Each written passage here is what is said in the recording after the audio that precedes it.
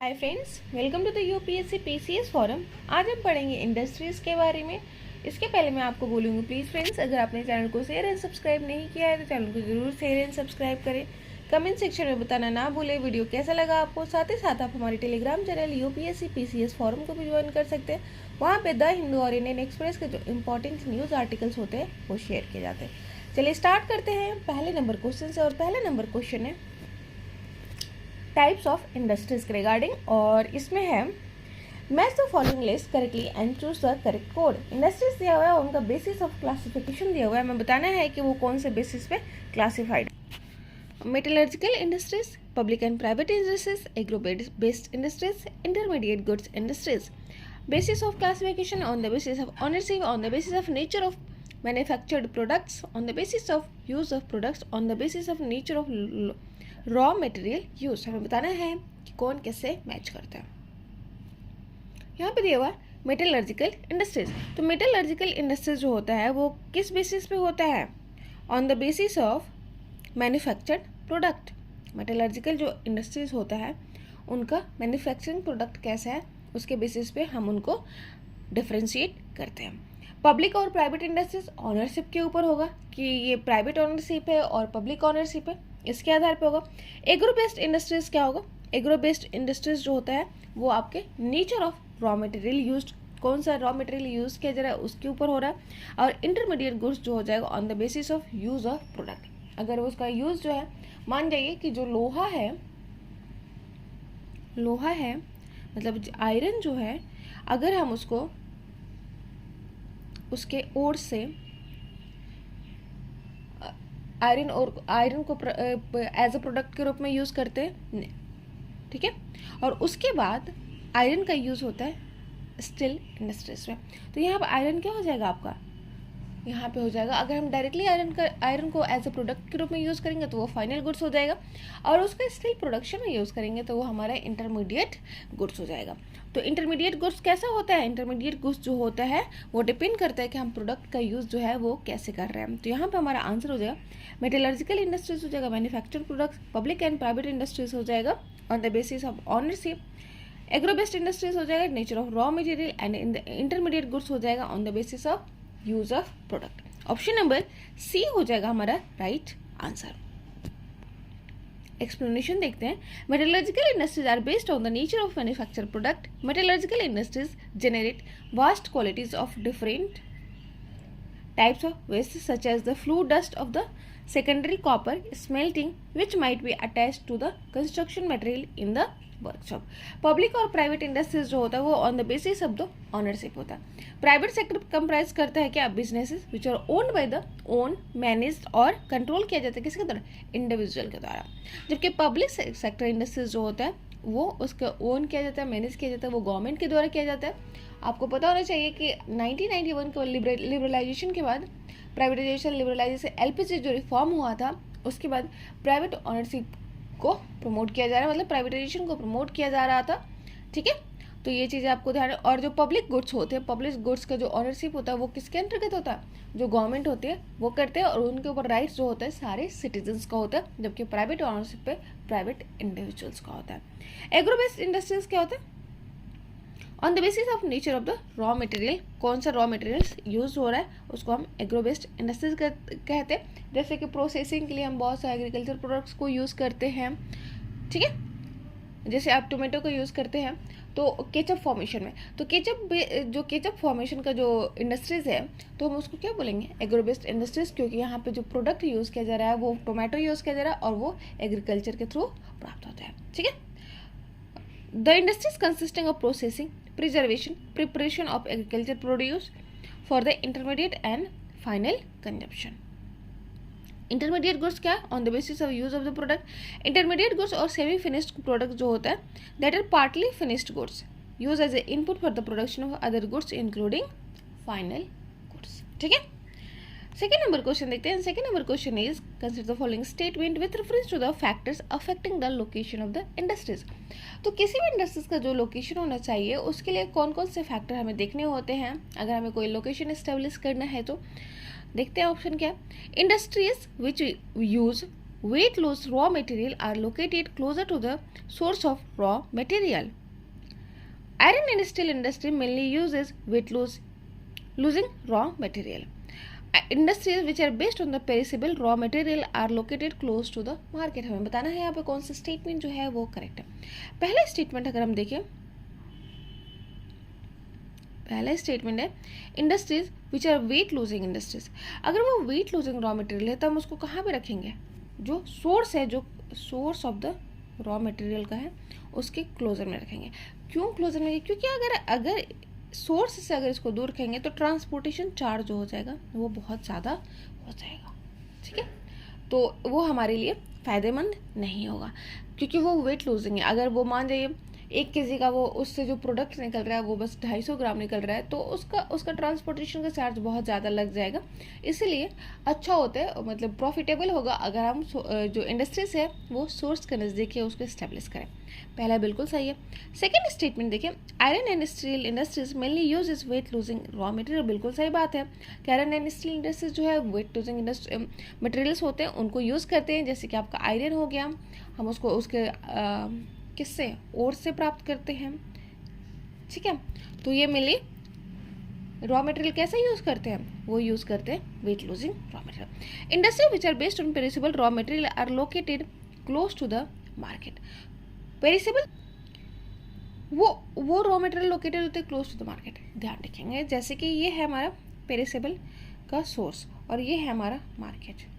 ठीक है, पेरिसेबल कौन सा प्रोडक्ट होता है? पेरिसेबल वो प्रोडक्ट होते हैं जो जल्दी ख़राब हो जाते हैं. जब जैसे कि आपकी सब्जियां हो गई, मिल्क हो गया, ये सारी चीज़ें जल्दी ख़राब हो जाती है तो उनको हमें जल्दी मार्केट तक पहुंचाना होता है. मतलब उनका जो सेल्फ सफिशिएंट, जो उसका जो सेल्फ लाइफ होता है वो बहुत कम होता है. तो ऐसे इंडस्ट्रीज में क्या होता है, अगर इसका डिस्टेंस मार्केट से सोर्स के बीच में ज़्यादा होगा तो ये यहीं पर ख़राब हो जाएगा, उसके ट्रांसपोर्टेशन के टाइम पे ही ख़राब हो जाएगा. तो इससे अच्छा होता है कि ये जो इंडस्ट्रीज है इनका जो सोर्स है यहीं पर अगर इंडस्ट्रीज हो जाए तो वो ज़्यादा अच्छा होगा, प्रॉफिटेबल होगा. ठीक है, क्योंकि रॉ मटेरियल जो होंगे वो ख़राब नहीं होंगे.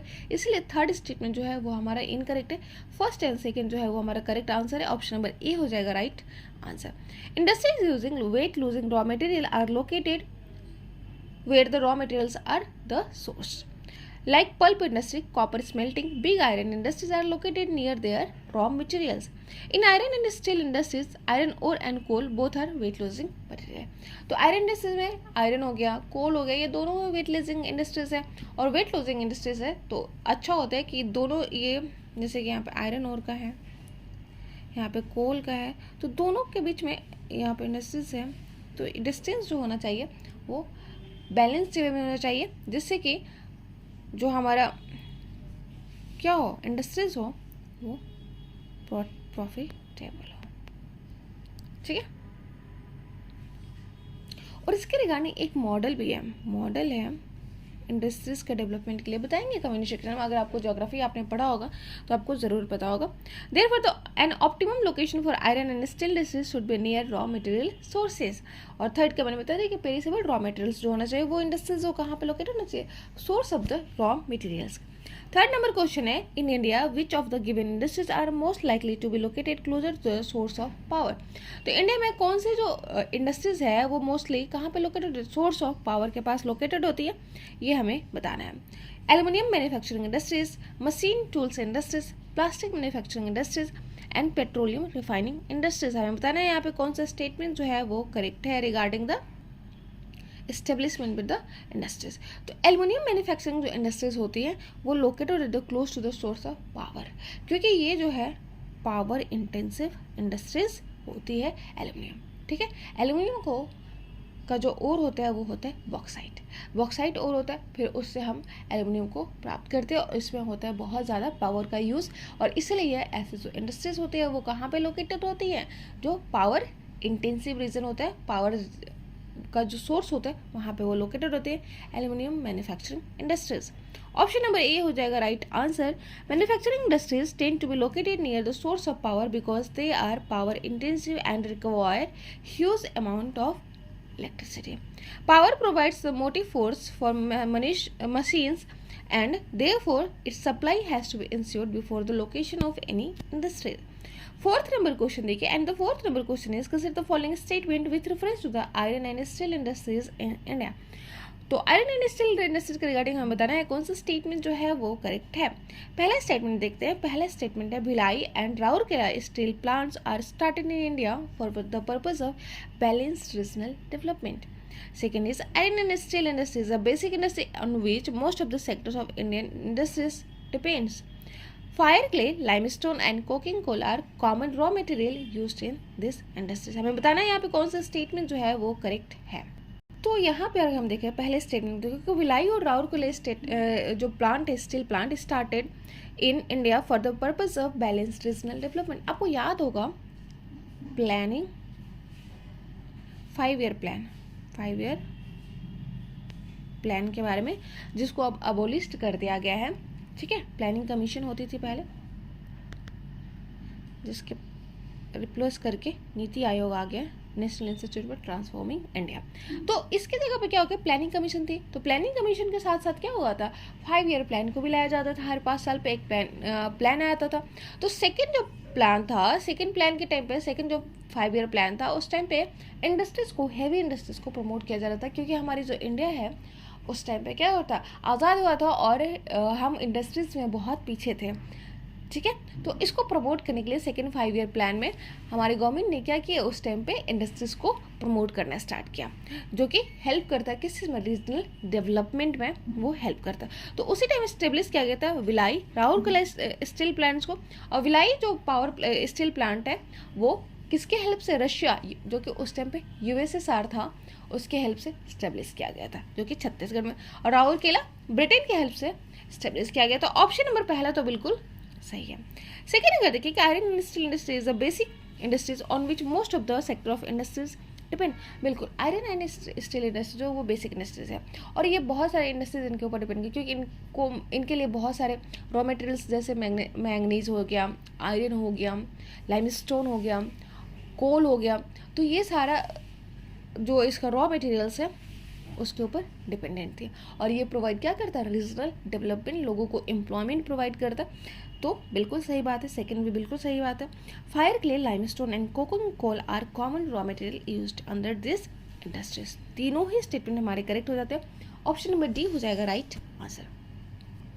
भिलाई स्टील प्लांट्स जो वो स्टेब्लिश किया गया था रशियन कोलैबोरेशन से छत्तीसगढ़ में, और ये 1959 में हुआ था। राउरकेला जो है वो जर्मनी का, सॉरी मैंने शायद ब्रिटेन बता दिया था, तो जर्मन कोलैबोरेशन से एस्टेब्लिश हुआ था 1959 में उड़ीसा में। ठीक है, भिलाई और राउरकेला स्टील प्लांट जो है वो स्टार्ट किया गया था इंडिया में for the purpose of balanced regional development in the tribal region. Iron and steel industries होता है वो बेसिक इंडस्ट्रीज है on which most of the sectors of Indian industries depends.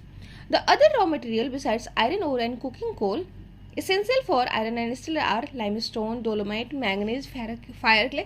ये सब काफ़ी इंपॉर्टेंट रॉ मटेरियल है iron and steel production के लिए।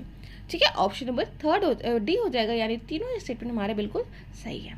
फिफ्थ नंबर क्वेश्चन देखते हैं। फिफ्थ नंबर क्वेश्चन है which of the given statement is are correct with reference to the iron and steel industries in India. इनमें से कौन सा स्टेटमेंट जो है वो करेक्ट है। Indian iron and steel industry only consist of large integrated steel plants and no mini steel mills have been established. Iron and steel industries uses non-weight losing raw materials. Third है most of the iron and steel plants of India are located close to their market. And the fourth है iron and steel industries mainly concentrated in northern Odisha, Chhattisgarh, Jharkhand and West Bengal. हमें बताना है यहाँ पे कौन सा statement जो है वो करेक्ट है regarding the iron and steel plants. पहला स्टेटमेंट अगर देखिए तो पहला स्टेटमेंट बिल्कुल इनकरेक्ट है, क्योंकि आयरन एंड स्टील इंडस्ट्रीज जो है वो सिर्फ large iron and steel plant से रिलेटेड नहीं है, मिनी प्लांट्स पे लोकेटेड है एक फर्दर डिस्टेंस पे, जो कि जैसे यहाँ पे आपका लार्ज इंडस्ट्रीज है, तो लार्ज इंडस्ट्रीज यहाँ पे अगर लोकेटेड है तो इससे कुछ डिस्टेंस पे ये जो मिनी प्लांट है वो लोकेटेड रहेगा। ठीक है, तो मिनी प्लांट बिल्कुल इंडिया में है, और ऐसा नहीं है कि मिनी प्लांट्स इंडिया में नहीं है।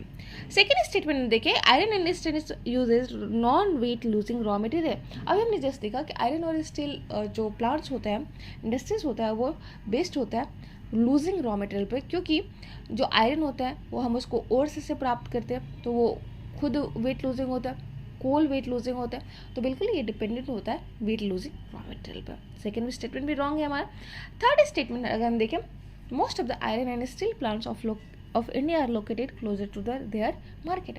अभी हमने जस्ट देखा कि अगर वो मार्केट के पास लोकेटेड होता तो क्या होता, एक तो वो वेट लूजिंग मटेरियल है, वेट लूजिंग मटेरियल है तो ट्रांसपोर्टेशन जो चार्ज हो जाएगा वो ज़्यादा हो जाएगा, लेबर मोबिलिटी में हेल्प नहीं मिलेगा। तो वो कहाँ पे मेनली लोकेटेड है, वो मेनली लोकेटेड होते हैं जो सोर्स है रॉ मटेरियल्स का वहाँ पे, ठीक है, उसको प्रॉफिटेबल होना है। तो थर्ड स्टेटमेंट भी हमारा रॉन्ग हो जाता। फोर्थ स्टेटमेंट अगर देखें कि आयरन और स्टील इंडस्ट्रीज मेनली कॉन्सेंट्रेटेड है नॉर्दर्न ओडिशा में, छत्तीसगढ़ में, झारखंड में, वेस्ट बंगाल में। इस रीजन में क्यों लोकेटेड है, आपको पता है, हमने पढ़ा था कि ओडिशा, वेस्ट बंगाल, झारखंड, ये सब, छत्तीसगढ़, ये सब कैसा रीजन है, iron producing, iron rich region है, और साथ ही साथ में यहाँ पे आपको कोल का सोर्स भी देखने को मिलेगा, ठीक है। तो दोनों ही स्टेटमेंट मतलब ये जो डी है वो बिल्कुल सही है, क्योंकि यहाँ पे रॉ मटेरियल का ये सोर्स है और इसीलिए ये जो इंडस्ट्रीज है वो यहाँ पे लोकेटेड होती है। देखते हैं अब ये हमारा explanation. There is a crescent shaped region in India comprising, crescent shape आपको पता होना चाहिए, ऐसा होता है, ठीक है। तो जैसे आपने गोल्डन क्रिसेंट के बारे में पढ़ा होगा, गोल्डन क्रिसेंट के बारे में, और गोल्डन क्रिसेंट जो है वो फेमस है किसके लिए, ओपियम प्रोडक्शन के लिए। Golden triangle and golden crescent जो है, और गोल्डन क्रिसेंट में कौन कौन से कंट्रीज आती है, वो आती है ये आपका पाकिस्तान, अफगानिस्तान एंड ईरान वाला जो रीजन आता है वो आता है आपका गोल्डन क्रिसेंट में, जबकि गोल्डन ट्रायंगल जो होता है वो हमारे ईस्टर्न रीजन में आता है, और उसमें आते हैं म्यांमार, लाओस एंड थाईलैंड। ये भी ध्यान में रखना, आपको एग्जाम में पूछा जा सकता है। वैसे हम यहाँ पे पढ़ रहे थे कि ये क्रिसेंट शेप का रीजन होता है जो कंप्राइज करते हैं Chhattisgarh, northern Odisha, Jharkhand, western west Bengal, और ये एक्सट्रीमली रिच रीजन है किसमें, गुड आयरन और ग्रेड में, गुड क्वालिटी कोकिंग कोल में, और अनदर सप्लीमेंट्री रॉ मटेरियल में। यहाँ पे आपको देखने को लिए कोकिंग कोल देखने को मिल जाएगा। फिर आपको वाटर का सोर्सेस भी देखने को मिलते हैं, डीबीसी आपको देखना, दामोदर वैली कॉर्पोरेशन जो हाइडल सोर्स है। तो ये सब जो है वो हमारी हेल्प करता है किस पे, आयरन एंड स्टील इंडस्ट्रीज के एस्टेब्लिशमेंट में। Indian iron and steel industries consist of large integrated steel plants as well as mini steel mills. Iron and steel industries uses weight losing raw materials. Most of the iron and steel plants of India are not located near their raw material. तो most of the जो Indian iron and steel plants है वो located नहीं है अपने raw materials के पास। तो option number हो जाएगा हमारा राइट आंसर, क्या हो जाएगा, डी हो जाएगा राइट आंसर। तो आज के लिए इतना ही रहने देते हैं, नेक्स्ट क्लास में हम पढ़ेंगे 6 नंबर क्वेश्चन से। Thank you so much.